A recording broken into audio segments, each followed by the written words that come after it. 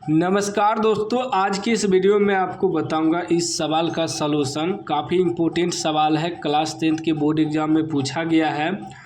कह रहा है सवाल, त्रिभुज ABC में AD लंब BC, AD बराबर BD बराबर 5 सेमी तथा BC बराबर 17 सेमी, तो AC का मान है। ऑप्शन ए में है 12 सेमी, बी में है 13 सेमी, सी में है 13.5 सेमी, डी में है 14.5 सेमी।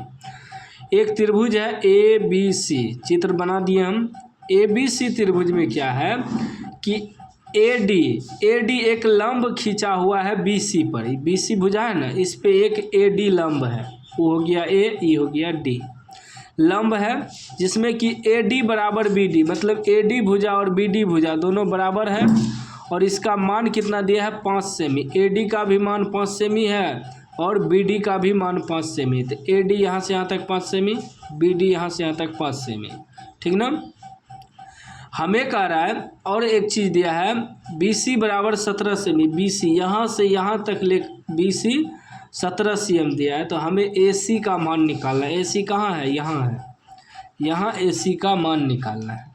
एक चीज़ ध्यान दीजिएगा, हम जैसे ही इस पे लंब डाले तो इधर भी 90 डिग्री का कोण बन गया और इधर भी 90 डिग्री का कोण बन, जहाँ लंब डालेंगे वहाँ 90 डिग्री का कोण बनेगा। इधर भी बन गया, इधर भी बन गया। हमें इस साइड निकालना है AC। एक चीज़ ध्यान दीजिए कि E हमें 5 सेमी दिया है और E दिया है BD 5 सेमी और BC दिया है 17 सेमी। तो पूरा यहाँ से यहाँ तक 17 सेमी दिया है, उसमें यदि हम यहाँ से यहाँ तक घटा देंगे तो E वाला भुजा बचेगा DC।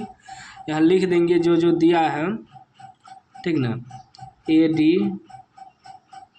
AD बराबर कितना दिया है, 5 cm। यहाँ लिख देंगे हल, ठीक है ना, मतलब हल कर रहे हैं। उसके बाद BD बराबर भी 5 cm दिया है और BC बराबर दिया है 17 cm।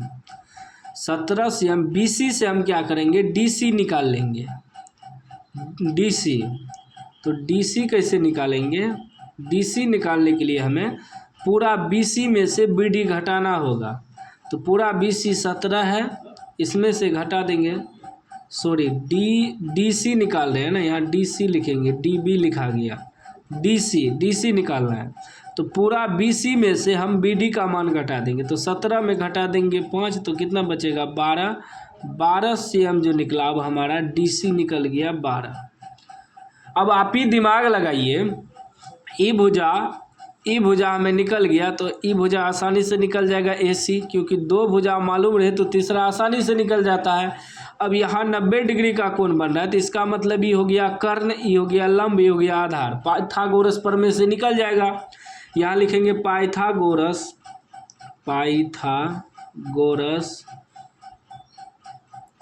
प्रमेय से पाइथागोरस प्रमेय से सूत्र होता है कर्ण का स्क्वायर बराबर आधार का स्क्वायर प्लस लंब का स्क्वायर, ये होता है सूत्र। या ऐसे लिख सकते हैं H स्क्वायर बराबर आधार को B से सूचित करते हैं, B का स्क्वायर लंब को P से सूचित करते हैं, P स्क्वायर। तो इसमें कर्ण क्या हो गया, AC लिखेंगे, AC स्क्वायर बराबर आधार हो गया आपका DC का स्क्वायर प्लस लंब हो गया आपका AD का स्क्वायर। बैठाइए तो मान, AC तो हमें निकालना है, AC स्क्वायर, DC दिया है 12 का स्क्वायर प्लस AD दिया है 5 का स्क्वायर, ठीक। क्या हो जाएगा, AC स्क्वायर बराबर 12 का स्क्वायर 144, 5 का स्क्वायर 25, AC स्क्वायर बराबर हो गया 5 4 9, 4 2 6 169। जब हम AC बराबर निकालेंगे तो यहाँ से स्क्वायर हटाएंगे तो यहाँ रूट हो जाएगा 169। 169 को हम लिख सकते हैं 13 गुना 13, 13 69 से, ठीक ना। यानी कि 2 गो 13 मिल के बाहर निकल जाएगा एगो, तो 13 cm जो निकला हमारा आंसर हो गया, AC का मान हो गया। यहाँ कह भी रहा था AC का मान है, तो 13 cm यानी कि बी राइट आंसर हो जाएगा। देखिए कितना आसान सवाल था और कितना आसान तरीका से हमने आपको बताया। तो उम्मीद है आप समझ गए होंगे। समझ गए हैं तो लाइक कर दीजिए, चैनल को सब्सक्राइब कर दीजिए और घंटी को दबा के ऑल कर दीजिए।